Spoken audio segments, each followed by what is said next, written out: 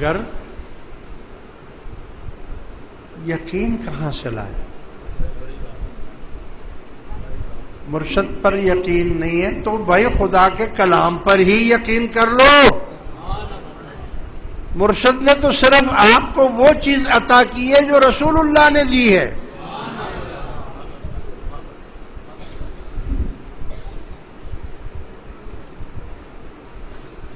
یعنی یہ دعا اکثیر ہے، یہ دعا پڑھ کر نکلیں گے آپ کو نظر بھی نہیں لگے گی، اور آپ کو شک ہو جائے کہ فلاں جگہ میں جا رہا ہوں مجھے نظر لگ جائے گی، یا بچے کو نظر لگ گئی ہے، یہی دعا پڑھ کر اس پر دم کر دیں،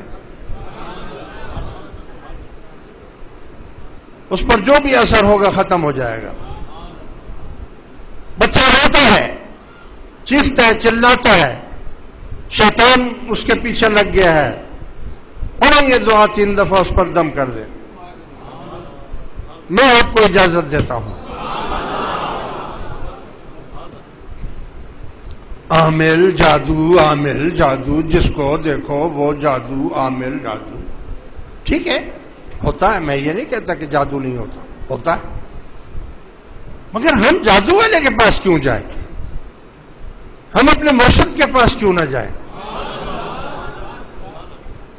اور مرشد نے تو ہمیں پہلے ہی وہ چیزیں عطا کر دی ہیں کہ جس سے آپ بچ سکتے ہیں، تو کیوں نہیں بچتے؟ ایک مقام پر خالد بن ولید رضی اللہ تعالی عنہ یہودیوں کے قلعے کا محاصرہ کر لیا مسلمانوں نے، کئی دن گزر گئے، یہودیوں نے قلعہ اندر سے بند کیا ہوا ہے، انہوں نے بھی محاصرہ کیا ہوا ہے مسلمانوں نے، آخرکار کب تک وہ محاصرے میں اندر بند رہتے؟ تنگ آ گئے، تھک گئے، انہوں نے اپنے سفیر بھیجے سفید جھنڈے دے کر کہ جا کر مسلمانوں کو کہو کہ ہم سے صلح کر لیں، ہمارا گھیراؤ چھوڑ دیں۔ جب سفیر آئے تو خالد بن ولید جرنیل تھے، اس کمانڈر تھے اس فوج کے، ان سے آ کر عرض کی۔ طریقہ یہ ہوتا ہے کہ جب بھی کوئی سفیر آتے ہیں تو ان کی تلاشی لی جاتی ہے، کہیں ایسے ہتھیار یا کوئی ایسی چیز تو نہیں لایا ہے، تو جب اس کی تلاشی لی گئی تو ایک کے جیب میں سے ایک بوتل زہر کی نکلی۔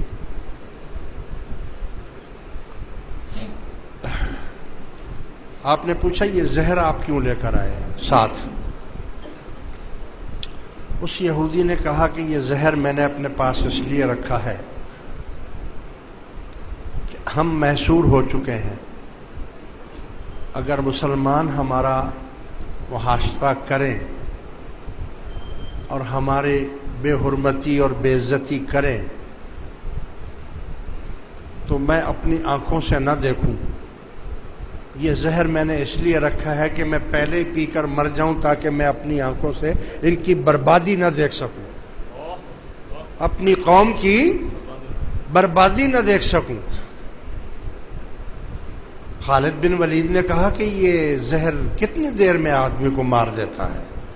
اس نے کہا اس کا نام حل ہے، حل، اس کے چند قطرے اگر نیچے چلے جائیں تو آنتڑیاں کٹ جاتی ہیں، آدمی فوراً مر جاتا ہے۔ آپ نے فرمایا دکھاؤ تو صحیح ذرا، میں دیکھوں تو صحیح، تمہیں معلوم نہیں تمہارا واسطہ کس قوم سے پڑا ہے؟ آپ نے یہی دعا 3 مرتبہ پڑھی اور اس بوتل زہر کو پی لیا، پی کر بوتل خالی پھینک دی، اور گھوڑا تھا آپ کے پاس، اس گھوڑے پر سوار ہوئے اور گھوڑے کو دوڑاتے ہوئے پورا ایک راؤنڈ اس قلعے کو ایک پورا راؤنڈ لگا کر واپس آئے تو راویوں نے لکھا ہے کہ آپ کی پیشانی پر پسینہ آیا ہوا تھا،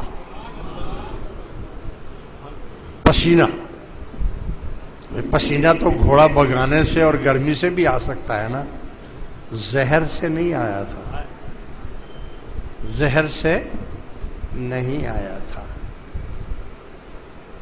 مجھے افسوس ہے کہ پھر بھی میری جماعت، اور یہ آج سے نہیں، میں کئی بار یہ باتیں بتا چکا ہوں، لیکن جماعت دھیان نہیں دیتی کسی بات پر۔ یہ تو پہلی دعا کی بات تھی، اس کے بعد دوسری دعا، یعنی 3 منٹ بھی نہیں لگتے ہیں نا پڑھنے میں۔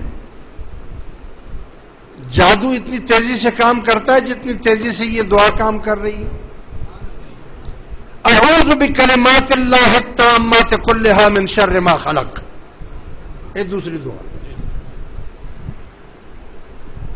اے اللہ میں تجھ سے پناہ مانگتا ہوں ہر اس مخلوق کی،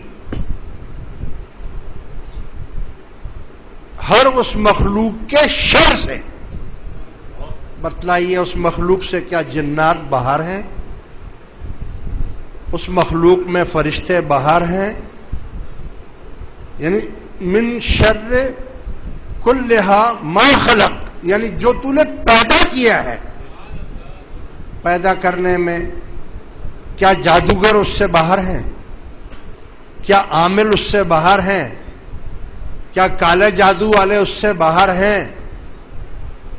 تو اگر یہ دعا بھی ساتھ 3 دفعہ پڑھ لی جائے،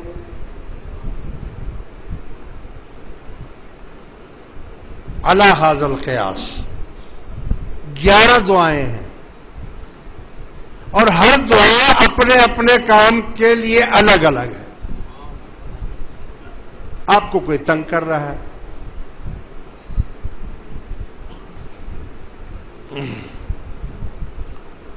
تیسرے نمبر کی دعا ذہن سے نکل گئی، اللہم انی اعوذ بک من شر ما خلق، اللہم انا نعوذ بک من شرورہم وندرأ بک فی نحورہم۔ پڑوسی تنگ کر رہا ہے، آفس میں تنگ کر رہا ہے، کوئی افسر تنگ کر رہا ہے، دکاندار تنگ کر رہا ہے، محلے میں کوئی ایسا گنڈا ہے جو تنگ کر رہا ہے، یہ دعا 3 دفعہ پڑھے۔ شرارت کرتا ہے، شر کرتا ہے، رشتہ داروں میں کوئی کرتا ہے شرارت، شر پھیلاتا ہے، اللہم انا نعوذ بک من شرورہم، یا اللہ مجھے تو ان کے شر سے محفوظ فرما دے، وندرأ بک فی نحورہم، اور ان کی چالاکیاں اور ان کی جو بدگمانیاں اس سے تو پناہ دے دے۔ مالی پریشانی ہے آپ کو بہت زیادہ، قرضہ چڑھا ہوا ہے، کام نہیں چل رہا ہے، دکان نہیں چلتی، روزگار نہیں ملتا، تو 10 نمبر کی دعا پڑھ لیں، بڑھا دیں اس کو، جتنے آپ کی تکلیف بڑھی ہوئی اتنا آپ اس کو بڑھا، 3 دفعہ تو پڑھ ہی لیں نا صبح شام، لیکن اس کی ایک تسبیح صبح، ایک تسبیح شام کر دیں روزانہ۔ اللہم یا غنی یا مغنی، اللہم اکفنی بحلالک عن حرامک واغننی بفضلک عمن سواک۔